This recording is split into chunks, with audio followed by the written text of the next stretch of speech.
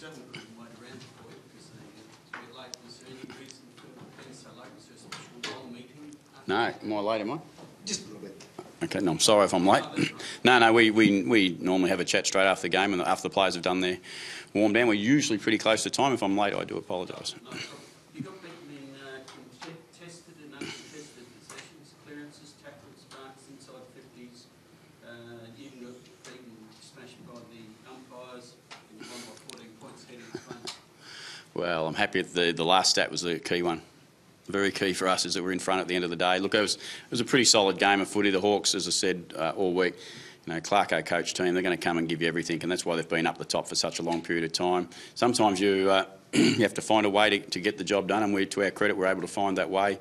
Right through. We were feeling reasonably strong. I felt through most of the evening. We got to that, I think, about 30-point margin, but then to their credit, they kicked those 3 goals, I reckon, late in the third quarter and put the game back on edge, and they had everything to play for as we did, and it was a pretty tough game right to the end. Is it just your use of the ball that got you over the line, better use of the ball? I suppose we were efficient enough going inside 50. We were okay going there, but no, I think it was just an overall just strong, hard game for the whole day. I mean, that's what you expect when you play great sides, and that's what they are. That last quarter, would that be about your biggest test this year, do you think, given that the Hawthorn had all the momentum at three-quarter time? Yeah, I don't know. They certainly kicked the last couple of goals, but that happens in every game of footy, I reckon. But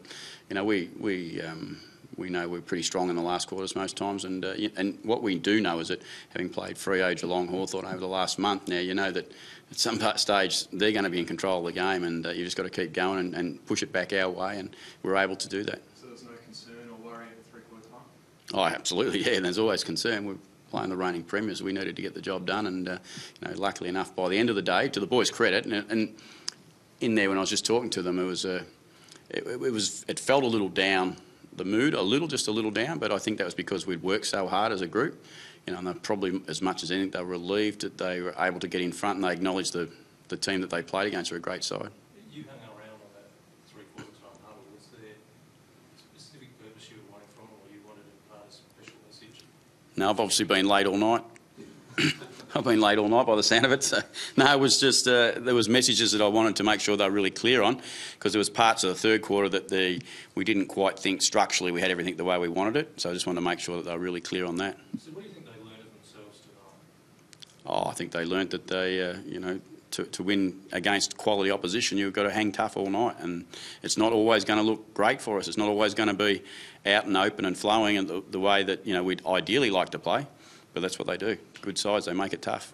And Joe Schultz had a forgettable night by his standards, but the 3 small blokes stepped up and kicked 9 goals. Chad, a little grey between them tonight for the small blokes. Yeah, well, that's our dangerous part of our for us, is that if it's not the talls, it's the smalls, and if it's not the smalls, sometimes it's the talls. So, we did struggle to probably, and Schultz, what rightly said, he just couldn't catch anything tonight. He had a number of opportunities where it looked like he was going to get it, and it just didn't quite work for him. Some of the things Chad was doing, he's almost Magic Johnson at times. He's got a bit of razzle-dazzle about him. He's behind the head, and the 2 dummies he's selling, he's worth the admission price alone. Yeah, no, Chad played within the team structure, and I reckon that's important, that he's got some ability to do other things, but we're really clear that Chad was part of the team and played inside the team, and the team were able to complete the job with Chad's help, which was important. Ken, when you beat one of the best sides of recent time, you beat both grand finalists of last year, at what point does it make that title report, like being the real deal, stick for you? Oh no, look. I don't know. If I say we're the real deal, it'll get written up that I'm saying something now. We're a good team. There's no doubt. We're a good team when we play at our absolute best. But I think most sides in the competition, at their absolute best, are a good team.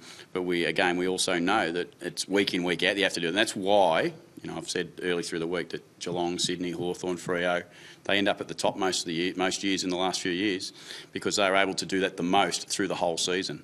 Now, that's something we're working on, and right now, I'm happy that we're working really well in that area, and we're absolutely able to turn up most games and give ourselves a genuine chance. We've lost 1 game this year by 7 points against the Kangaroos, who have been in good form against some quality teams at the right time, and I would say that we've competed pretty hard every game we've played in. You had some waves last year, remember 5 wins, 5 losses, and then it goes on to what it does. Is this group more consistent in what you want them? Yep. Yeah, no, we've learned a lot. More consistent their approach. We've learned a lot, and a lot of that means that your output's pretty consistent. It's not as big ups and downs. You know, the highs are not perhaps as high sometimes, and the lows are not quite as low. So you're bringing it back together much more, and you know we're pretty consistent with our output each week, I reckon. You know, when you talk about the little things that may add up. Yep. How far do you expect your players to search out for some little advantage? As far as I have to, as far as we need to look, and then that's, you know, it can be as simple as that little knock on. It can be as simple as that tackle that just sticks. Or it can be as simple as that block or that cover for a bloke who's running down the ground that's not your man that you just have to be able to go to.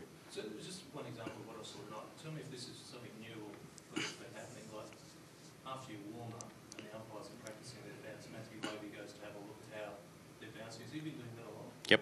So that's one of those.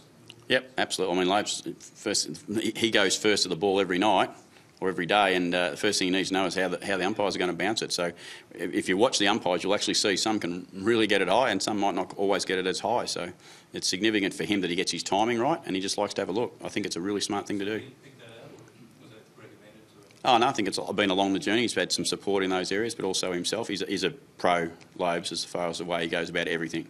He would work. No one would. They all work hard, but no one would work any harder on their game than Lopes. How important is the spare now? The Clear to your game. The spare? Yeah, the extra bloke in the fence. Oh, +1, yeah, sorry, +1. Oh, no, it's really important at times. No, absolutely really important at times, and it controls a lot of the game, and for us it's something that we like to use, and not all the time. As you would have noticed in the last quarter, we went back to even numbers, and you know, and then Hawthorn were able to chip the ball through us a little bit more when we were in that situation. So again, we got an opportunity to learn something about how we got to defend that. Are you expecting that spare to be more than just a bloke who blocks space or cuts off plays? Yeah, we do. Yeah, we expect him to join in all parts of the game. You know, whether that's the structure, where he's supposed to be at stoppage, as to where he's supposed to be if the Oppo win the ball, where he's supposed to be if we win the ball. So, you know, that's what the game says. You've got to flick the switch really quickly from one moment to the next. You took a bit of carnage today elsewhere. Yes. How bad is that? From the Sanford level, yeah, looks bad. Looks bad as far as for both the boys. For Brent Renouf, who's hurt his knee significantly, and Campbell Heath the same. Looks like he's hurt his knee significantly. We won't know exactly what they are, but the initial prognosis is not great. It's probably season ending for both boys is the way it sits now. So that puts you on bigger eggshells for the ruck situation, doesn't it? Yeah, it does. I can't hide from that. It certainly does. It makes Lobes pretty valuable to us as staying fit and healthy. But if something was to go wrong with Lobes and he had a slight sore calf again, and we wouldn't take a risk just because we haven't got Brent Renouf there to back up, we would play someone else to make sure we don't take those risks. Does it change the way you use him at all in terms of his game time or anything like that? No, not really. I mean, he's a workhorse. He is big on that. That's what probably provides his best form, is when he's able to work really long and hard and tough for the whole game. And I think you see with Lobes most times, a bit like a team, by the end of the game, he's still going pretty strong in his position, which is important for us. You can't afford to sort of flirt with how he plays the game. No. Look, there might be opportunities at the right time that you perhaps can give him a little less game time. I don't know, but right now, sitting here, I'd say no. And you're unbeaten at Adelaide, obviously. Tonight's the biggest crowd for an Adelaide. What a great effort by Port Adelaide Football Club. How significant is this crowd becoming for you guys advantage-wise? What is really significant is our members and our fans turning up and filling it up. That's significant. I mean, we asked them all week to come along and help us out, and they're playing their part. They are playing their part amazingly well. And you know, I just spoke to the boys. What was that like? They said they were just fantastic. Make sure we thank the crowd, thank our members, thank the way they support us, and we really appreciate it. Kim, when you've got a young group at 8-1, is the bigger challenge on the outside or the inside? Oh no, inside's okay. Inside's all right for us. We're a really attentive group as far as what we need to do every week, and seriously, nothing will change tomorrow, nothing will change Monday for us. We'll go about it the same way. I'll make sure, to the best of my ability, and the coaches will make sure, to the best of their ability, that we're actually back on the job.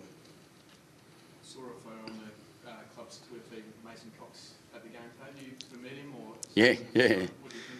Oh, no, well, initially, I mean, I've spoken to him this morning and caught up with him during the day. We've had a look at him, what he can do. Obviously, there's some excitement around, one, his size. We wouldn't mind him on our list right now if that was possible. So we haven't got many ruckmen left, but, you know, at 211 centimetres, you know, there's plenty of people who've got some interest in him. I think the international stuff now is, you know, clubs are really looking out for opportunities with those sort of people. But, you know, he's got decisions to make and we've got decisions to make. They're not going to be made today. Thanks. Yeah, he rolled his ankle and he'll be fine. I wouldn't have thought there was too much problems. We asked him just before three-quarter time. He said, look, it's okay, I can get through. But it wasn't worth the risk for us to take to make him any sorer than we needed to. Is the only injury? Yeah, he would be the only injury coming out of the game. I don't think there's anything else. I haven't spoke. But no, there was.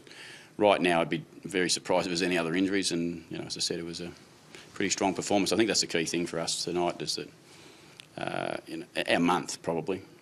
You don't get many months where you play Geelong, Fremantle, Hawthorn, and you get an opportunity to come away with big, strong victories. Perhaps I've lost a little bit of thought about who we've actually played tonight, because, as I said, I felt like it was a little bit flat after the game, and we've had a great month. When the free kick counts as offside, was that? What was it? I don't know. I asked the question coming in. 12-9. Seriously, I didn't notice it, and it might be easy for me to say, but I didn't think that there was anything silly in the free kick count. I thought umpires did the best to umpire a really tough game of football. I think it always goes that way, and they'll get some wrong, they'll get some right. More often than not, I think it evens itself out pretty well. I don't worry about that at all. I think the umpires do a great job. Thanks, Ken. Thanks, guys. Sorry, Adelaide, the Zadie's rain.